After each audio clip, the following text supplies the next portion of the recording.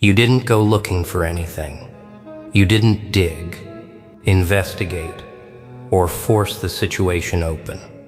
You simply moved the way you always do. And something reacted. Something that wasn't meant to be examined.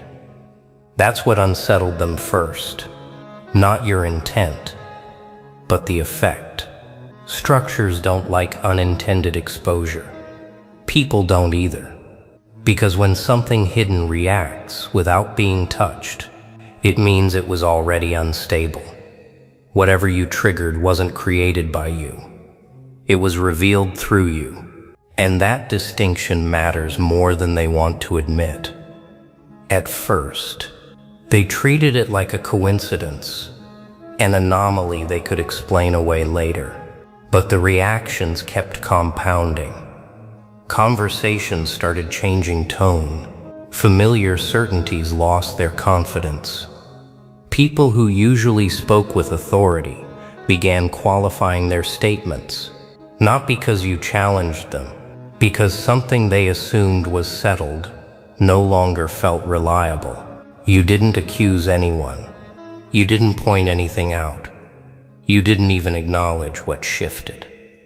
And that silence made the exposure louder, because when nothing is said, there's nothing to argue with. They couldn't contain it by responding to you. They couldn't redirect it by reframing the narrative. Whatever moved was already in motion. You just walked past at the wrong time for them. That's when reconsideration began. Not all at once. Quietly, individually. The kind that doesn't announce itself, but changes how people look at everything they thought was solid. What made it impossible to contain wasn't the scale of what surfaced. It was the lack of resistance it met. Usually, when something hidden is exposed, there's pushback, denial, counter-narratives, attempts to regain influence. None of that worked here, because there was nothing to push against. You didn't escalate the moment. You didn't react with satisfaction or concern. You didn't behave like someone who had found something. You behaved like someone unaffected by it, and that unsettled them more than confrontation ever could. When exposure meets indifference, it strips away the last defense. They realized they couldn't manage this by managing you. You weren't participating in the correction cycle they relied on. That's when they started talking among themselves instead.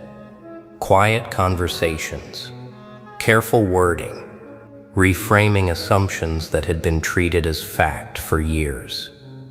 Not because you demanded answers, but because your presence made certain explanations stop working.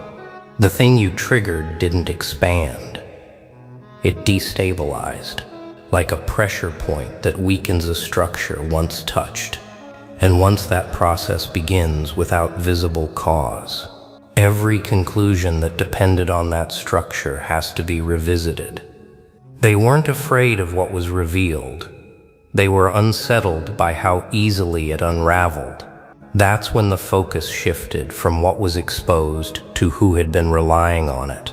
Reconsideration didn't stay external for long. It moved inward. People began revisiting their own positions.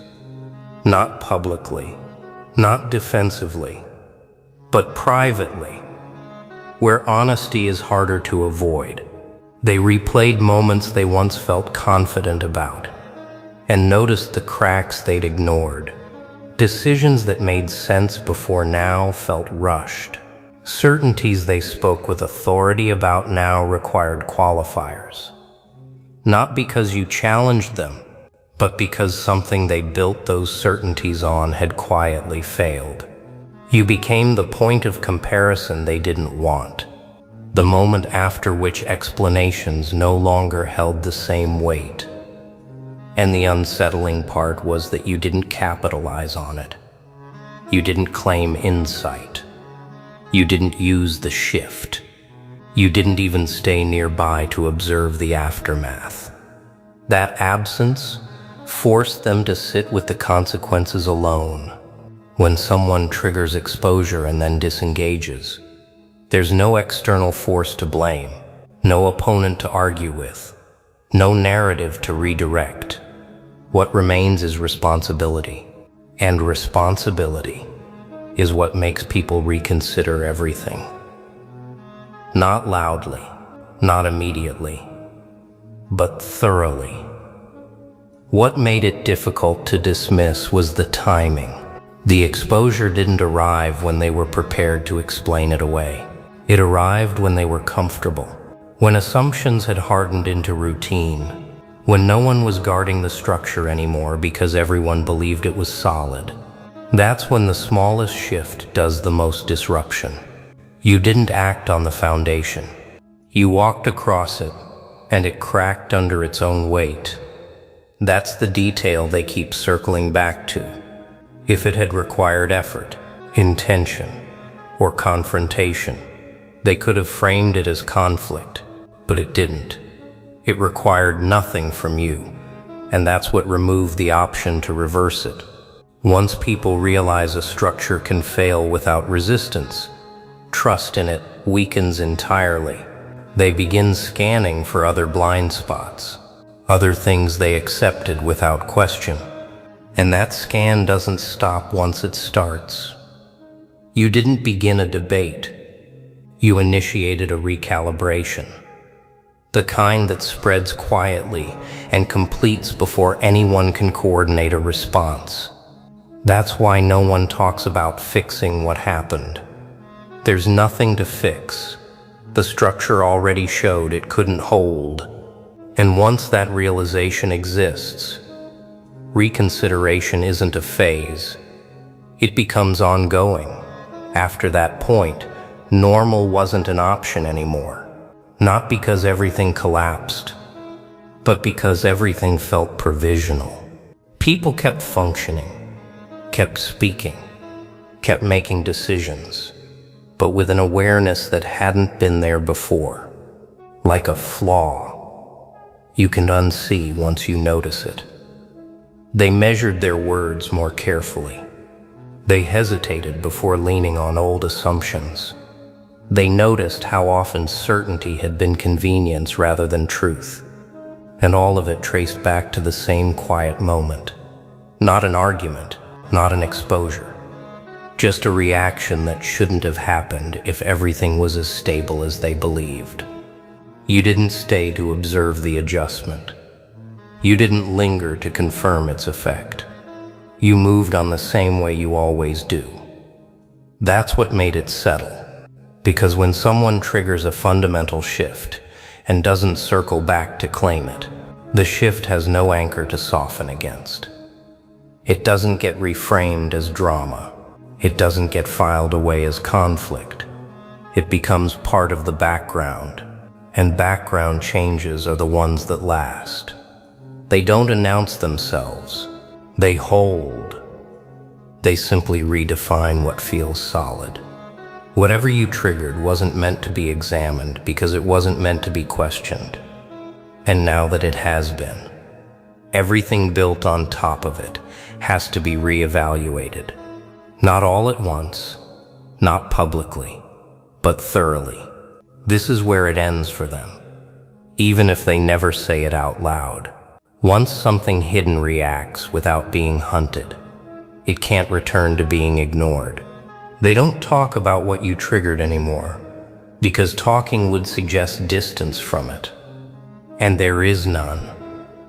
It's integrated now into how they think, how they decide, how they hesitate. They didn't lose trust in one thing.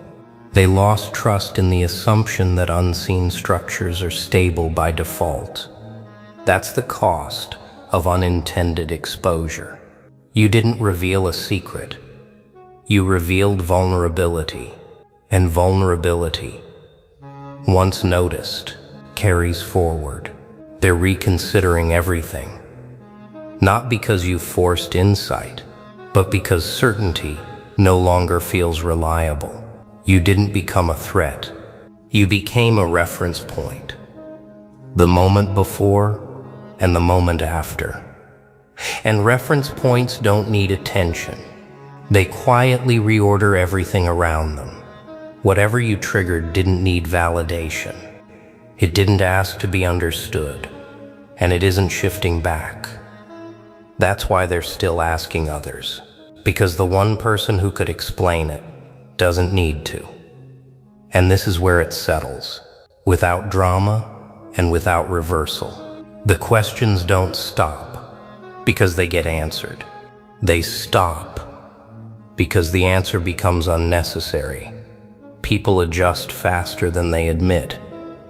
Once they sense that explanations aren't available, they stop asking. You didn't intimidate anyone. You didn't assert authority. You didn't claim a higher position. You simply stopped orienting yourself around external signals. And that single change reorganized everything around you. Overnight wasn't the moment you changed. Overnight was the moment they noticed the change had already completed. That's why the shift felt abrupt. Not because it began then, but because it had finished before anyone was watching closely enough. Now they operate differently around you. More carefully, more precisely. Not because you demand it, but because clarity requires it. You've become a steady reference in how they think, not a variable to test, not a reaction to provoke, a constant to account for. And constants don't need explanation. They don't announce themselves. They don't negotiate. They simply exist, and everything else adjusts. The thing you triggered didn't just shift one belief. It reshaped how belief itself is formed. They don't accept explanations as easily. They don't lean on authority the same way. They've seen how something foundational can react without being attacked. And that awareness sits quietly in every decision they make afterward. You're no longer part of the conversation, but you're embedded in the shift. Not as a cause to debate, but as a moment that changed how thinking moves. They don't trace it back to you publicly, because doing so would force them to admit how fragile their certainty had been. Instead, it shows up in behavior, in restraint, in recalibration, in the way confidence now arrives slower and leaves faster. Whatever you triggered didn't open a mystery. It ended availability. And when availability ends without confrontation, without explanation, without collapse, the environment adapts instinctively. That's why nothing escalated. That's why no one challenged it directly. Curiosity no longer drives interaction the way it used to. What remains is alignment with reality as it is, not as they expected it to be. This doesn't fade with time. It doesn't drift back to old habits. And that's why they're still asking others instead of you, because the shift didn't create something new. It clarified what was already complete. What lingers after everything settles isn't confusion, it's recalibration. People move differently now, even when they don't consciously connect it to you. They pause longer before making assumptions. They hesitate before applying pressure the way they used to. Not because they're afraid, but because experience reshaped their expectations. They learned that not every shift announces itself. Not every change looks like effort. Some transitions finish quietly, and by the time they're noticed, they're already set. You became the reference point for that realization, not as a lesson you taught, but as a state they came to recognize. They stopped trusting observation as authority. They stopped mistaking patience for access. They realized that attention does not equal insight, and proximity does not equal permission. You didn't block their view. You showed that the view was never the path to understanding. From then on, they hesitate before labeling silence as calculation, calm as delay, restraint as strategy, because they remember how confidently they once watched you, and how incomplete that confidence turned out to be. You didn't become clearer over time. You stayed the same. It was their certainty that thinned, and that thinning doesn't reverse. They move differently now. Speak less definitively. Watch without assuming influence comes with it. You didn't teach them by correcting conclusions. You taught them by never adjusting to their gaze. The ones who watched closely revise their assumptions because they learned something that stays learned. Some people are not revealed by observation. They reveal the limits of observation itself. And once that limit is recognized, it doesn't need to be crossed again. This is where it settles without reopening. The ones who watched closely don't turn into critics or believers. They become aware of a boundary they hadn't noticed before. They understand now that attention isn't influence when it doesn't change what it observes. That certainty isn't earned by patience when the subject isn't oriented toward the observer. You didn't escape their understanding. You made it unnecessary. They stopped trying to explain you to others because explanation would require confidence they no longer carry. They stop filling silence with interpretation because they remember how inaccurate that felt. What remains is clarity, not about who you are, but about how little control watching actually gives. You stayed aligned to something internal and unmoved by scrutiny. Their assumptions dissolved because they were never anchored as firmly as they believed. And once that realization settles, it doesn't fade. They don't circle back. They don't retry with better tools. They accept the limit and move accordingly. The ones who watched closely revised their assumptions, not because you changed, but because their way of seeing reached its edge. You didn't confront them. You didn't clarify anything. You simply remained consistent long enough for certainty to thin on its own. And that kind of ending doesn't need emphasis. It becomes the new baseline. What they carry forward isn't curiosity anymore. It's restraint that appears before thought does. The ones who watched closely no longer rush to interpret silence or decode calm. They remember how attention failed to grant insight, how patience didn't unlock clarity, how certainty thinned the longer you remained unchanged. That memory reshapes how they move through every situation after. They watch less aggressively. They assume less confidently. They understand now that observation only has influence when the subject responds to it. You never did. And because of that, watching you taught them more about the limits of their own certainty than about you. You didn't demand respect. You didn't ask to be understood. You didn't correct a single assumption. You let those assumptions remain until they lost support on their own. And once people experience that kind of unraveling, they don't forget it. They adjust. The ones who watched closely revise their assumptions because they learned something that doesn't require repetition. Some people aren't revealed by scrutiny. They reveal the edge of scrutiny itself. And once that edge is reached, the only accurate move left is to stop pretending you're still guiding the outcome. And the final shift they never announce is internal. They don't talk about it.